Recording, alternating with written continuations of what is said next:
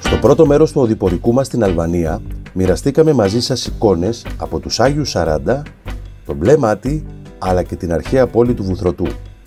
Στο σημερινό επεισόδιο θα επισκεφθούμε το Αργυρόκαστρο, το Τεπελένι και την αρχαία πόλη της Απολωνίας.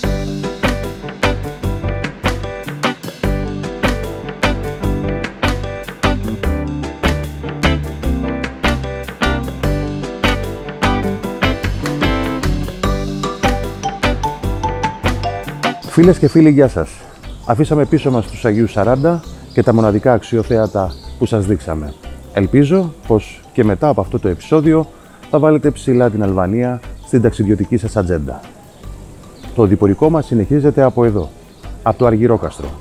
Καλή σας απόλαυση.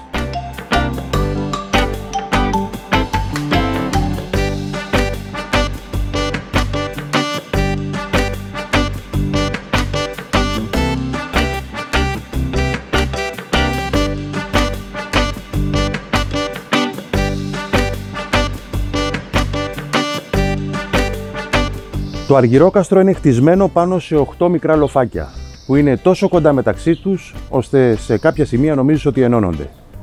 Όπως θα βλέπετε, είναι η πιο κατηφορική πόλη του κόσμου και είναι χτισμένη εξ ολοκλήρου από πέτρα.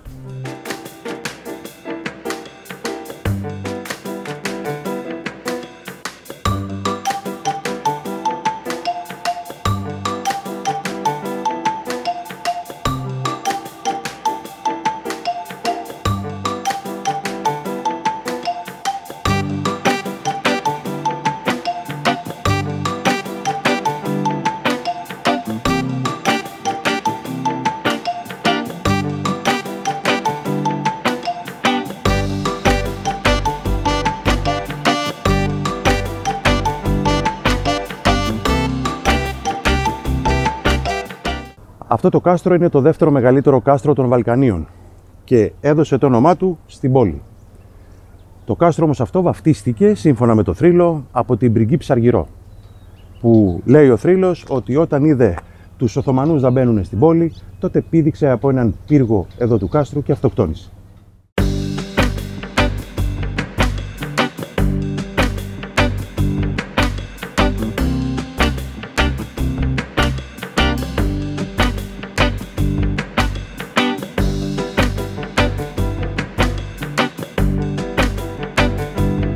Σε αυτόν εδώ το χώρο που βρισκόμαστε, κάθε 5 χρόνια γίνεται ένα από τα μεγαλύτερα φεστιβάλ παραδοσιακής μουσικής από όλη την Αλβανία.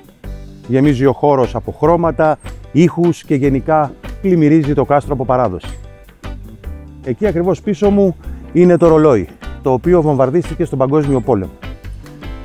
Παλιότερα η ώρα έγραφε 11:45, ακριβώς την ώρα του βομβαρδισμού.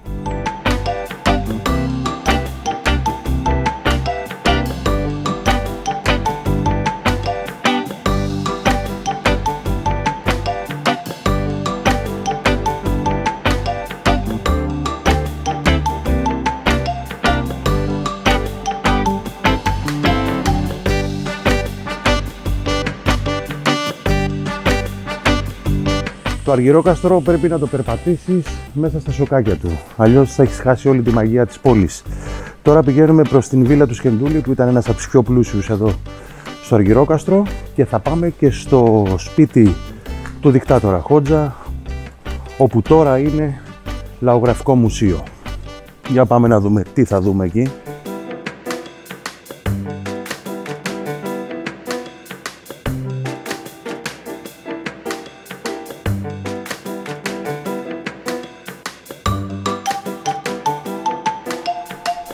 Μπαίνουμε μέσα στη βίλα Σκεντούλη, μία από τις πιο πλούσιες οικογένειες εδώ στο Αργυρόκαστρο. Πραγματικά αξίζει τον κόπο να μπείτε, έχει μόνο 2 ευρώ είσοδο Και αν είστε και τυχεροί, θα σας ξεναγήσει ο ιδιοκτήτης της βίλας.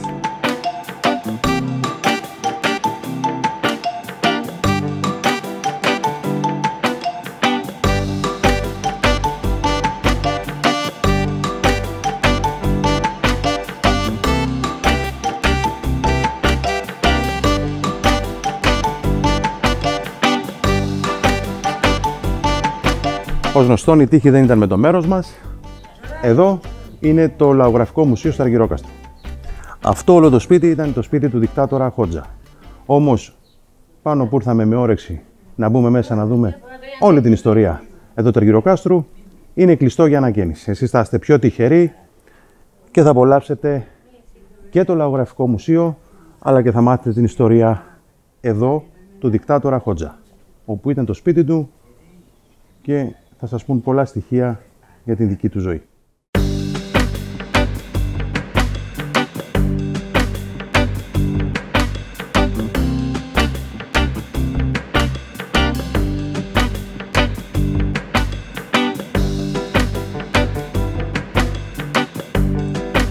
Αφήσαμε πίσω μας το Αργυρόκαστρο και κατευθυνόμαστε για Τεπελένη.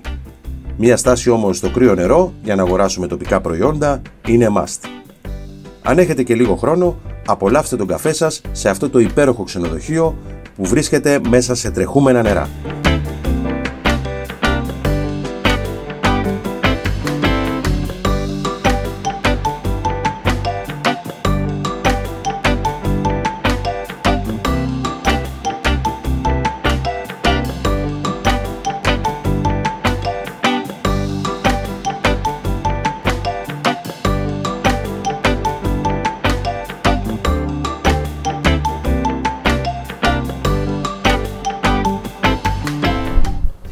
Φτάσαμε στο Τεπελένη, ιστορική και αυτή η πόλη, η γενέτειρα του Αλή Πασά.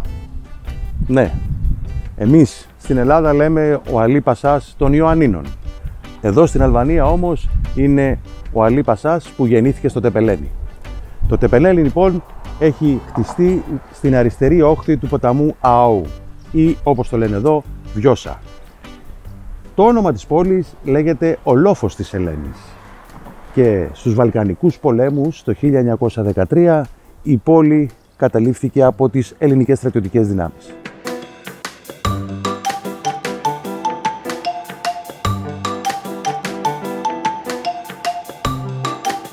Το 1920 έγινε ένας σεισμός και εδώ η πόλη καταστράφηκε.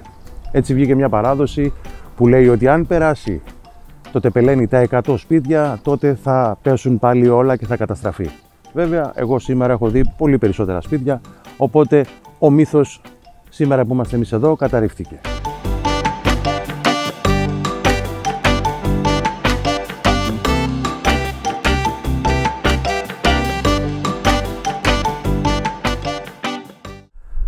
Φίλες και φίλοι, δεν στάθηκα τυχαία έξω από αυτό το κτίριο.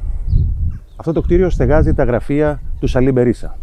Εδώ το 1997 στο Τεπελένη ξεκίνησε η εξέγερση εναντίον της κυβέρνησης του Σαλί Μπερίσα. Ανέλαβε την πόλη μια λαϊκή επιτροπή και τον Μάρτιο του 1997 απελευθέρωσαν από τη φυλακή τον αντιπολιτευόμενο πολιτικό Φάτος Νάνο.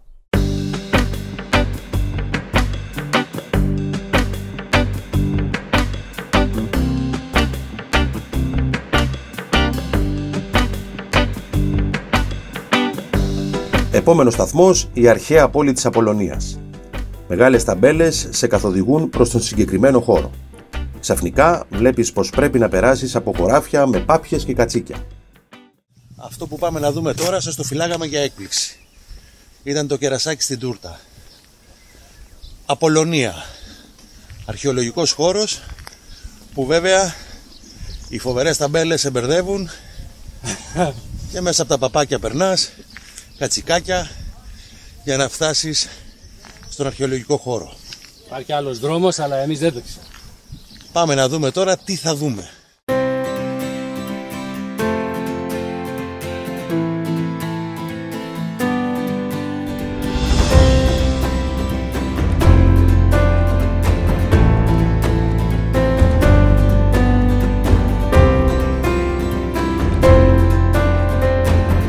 το θαύμα που μόλις βλέπουμε εδώ στην Απολωνία γράφει ότι ήταν η Βουλή τότε.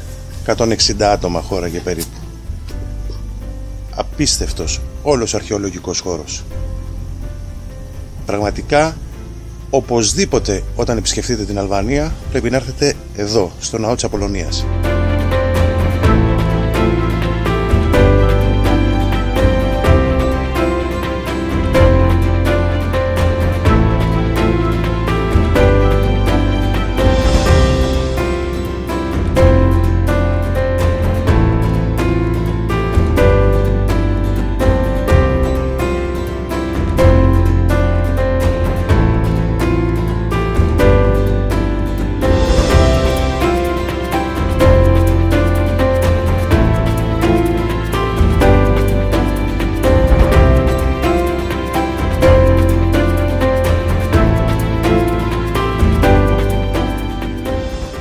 Είμαστε μέσα στην εκκλησία της Κοιμήσεως της Θεοτόκου που χτίστηκε τον 13ο αιώνα και βέβαια χτίστηκε από υλικά της αρχαίας Απολωνίας.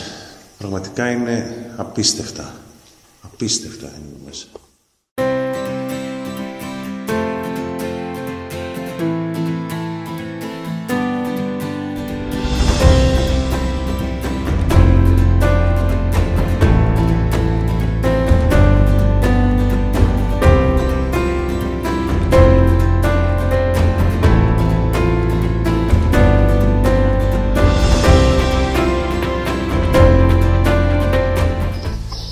Είδατε πόσο δίκιο είχαμε να έρθουμε στην Απολωνία και όλα αυτά τα ευρήματα βέβαια που βλέπετε έχουν βρεθεί εδώ, σε αυτόν τον χώρο.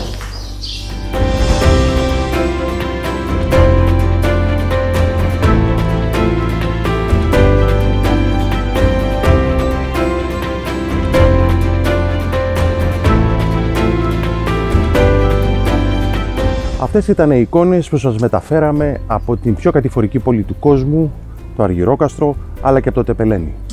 Εάν σας άρεσε αυτό το βίντεο, κάντε ένα like, κάντε εγγραφή στο κανάλι μου στο YouTube, χτυπήστε και το καμπανάκι, ώστε να σας έρχονται ειδοποιήσεις για τα νέα επεισόδια και εμείς συνεχίζουμε το διπορικό μας στην Αλβανία, πηγαίνοντας στην πόλη των χιλιάδων παραθύρων, αλλά και στην πόλη του πετρελαίου, που δεν είναι άλλες από το Μπεράτ και την Κουτσόβα. Μέχρι το επόμενο επεισόδιο, να είστε γεροί και αισιόδοξοι.